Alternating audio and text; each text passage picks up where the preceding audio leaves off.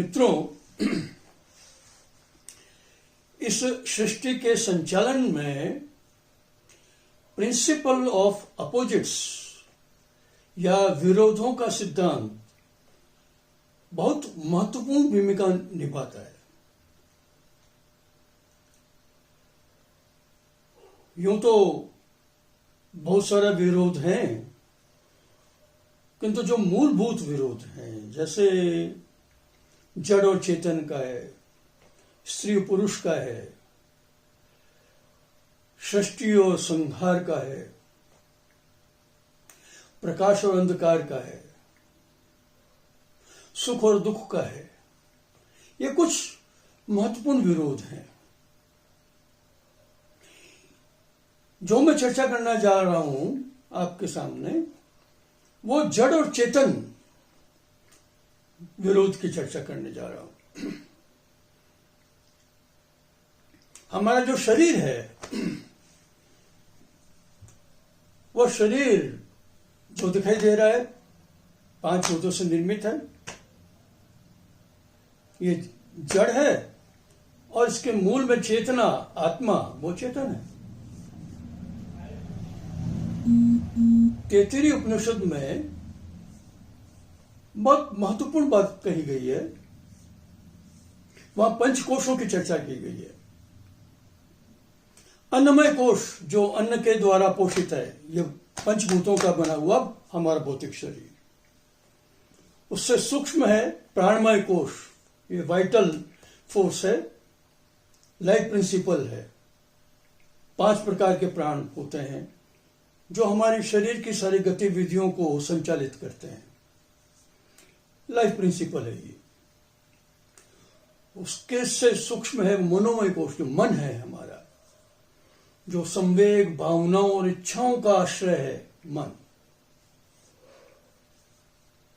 और उससे भी सूक्ष्म है वह विज्ञानमय कोश, जो विवेक, एक प्रकार से है, विवेक है, सही क्या है, गलत क्या है, क्या करना चाहिए, क्या नहीं करना चाहिए, वो उसका सिद्धांत है। और इन सब के मूल में है आत्मा, चेतना।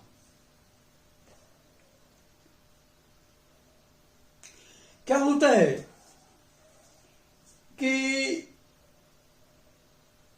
हमारा मन जितना अधिक बहिर्मुखी होता है, हम जितने अधिक बहिर्मुखी होते हैं, हमें उतने ही अधिक भौतिक वस्तुओं की लालसा रहती है, ऐशो आराम की इच्छा रहती है। यश चाहिए, पैसा चाहिए, नाम चाहिए, सब कुछ ये जो है, उनके पद चाहिए, वित्तेषणा, पुत्रेषणा, लोकेषणा, इस सब की इच्छा रहती है जब हम बहिर्मुखी होते हैं। और मन जब हमारा अंतर्मुखी होता है, जितने हम भीतर की ओर देखते हैं, उतने हम स्थूल से सूक्ष्मता की ओर जाते हैं। मैं एक उदाहरण से समझाने की चेष्टा करता हूं।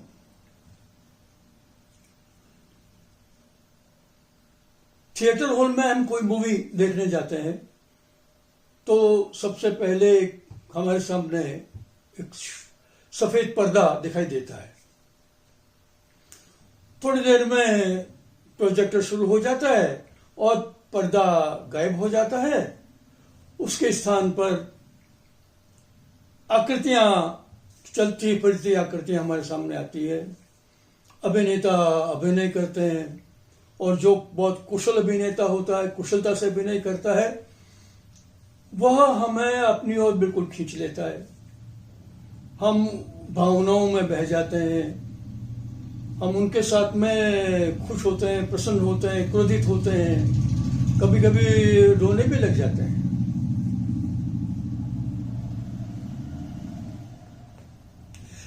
और जैसे ही वो अब उस समय में वो पर्दा देख हमारे सामने बिल्कुल नहीं दिखाई देता, पर जैसे ही वो प्रोजेक्टर बंद हुआ और वो पर्दा हमारे सामने आ जाता है। तो मित्रों, यही बात है, हमारी जो चेतना है ना, वो एकदम पर्दा है और उस पर हमारा मन का प्रोजेक्टर चलता रहता है। बाहरी विषयों का पर्दा वो चलचित्र चलते रहते हैं। कहने का तात्पर्य हमारी जो चेतना है वो विषय चेतना रहती है। हम हमेशा किसी के बारे में, व्यक्ति है, व्यक्ति विशेष है, उसके बारे में, स्थान के बारे में, संबंधों के बारे में, भावनाओं के बारे में, उनके बारे में विचार करते रहते हैं। यानी हमारी चेतना में कोई न कोई विषय हमेशा रहता है। अब यदि हम प्रयास करके हमारी उसको मन को अंतर्मुखी करें और जो चेतना का विषय है वो सारे विषय हटाते हुए चेतना का विषय चेतना ही करते हैं, चेतना निर्विषय हो जाए और चेतना चेतना को ही अनुभव करे, वो स्वयं चेतना की स्थिति, वो वास्तव में देखा जाए तो हमारी अपनी खुद की स्थिति होती है। मैं जो हूं ना, ये शरीर मैं नहीं हूं, मन भी मैं नहीं हूं, बुद्धि भी मैं नहीं हूं, मैं इन सबसे परे हूं, अलग हूं। मैं हूं इसलिए ये है, मैं नहीं हूं तो ये नहीं है। तो ये मेरापन समाप्त करके केवल मैं रहूं, वो केवल मैं रहना ही अपना आत्मोन्मुखी होना है। और उस आत्मा का जो स्वभाव है ना, वो स्वभाव उसका आनंद है। वो ऐसा आनंद है कि उसकी तुलना नहीं की जा सकती। सुख और आनंद में अंतर होता है। सुख वस्तु की अपेक्षा रखता है। कोई वस्तु प्राप्त होती है तो हमें सुख मिलता है, वो खाने की वस्तु हो या कोई और कोई वस्तु हो। आनंद वो किसी की अपेक्षा नहीं रखता। जैसे ही हम आत्मोन्मुखी होते हैं, हम आनंद की स्थिति में पहुंच जाते हैं। कठोपनिषद में एक बहुत अच्छा उदाहरण दिया गया है। यमाचार्य नचिकेता को उपदेश देते बतलाते हैं, तो इस शरीर की तुलना रथ के साथ में की गई है कि शरीर हमारा रथ है, इंद्रियां घोड़ा है जो भाग रहे हैं, विषय मार्ग है, नाना प्रकार के विषय मार्ग है। उन मार्ग पर घोड़े, इंद्रिय रूपी घोड़े भाग रहे हैं। लगाम कौन है? मन इंद्रियों को वश में करता है। और लगाम चलाने वाला कौन है? लगाम किसके हाथ में? सारथी। सारथी कौन है? बुद्धि, विवेक। वो सजग है तो अपने सही मार्ग पर चलाते रहेगा। उसको आदेश देने वाला कौन है? सारथी को आदेश देने वाला कौन है? वो है आत्मा। तो रथ का मालिक कौन हुआ? रथ का मालिक सारथी नहीं है, रथ का मालिक आत्मा है। अब यदि वो जो रथ का मालिक सो जाए,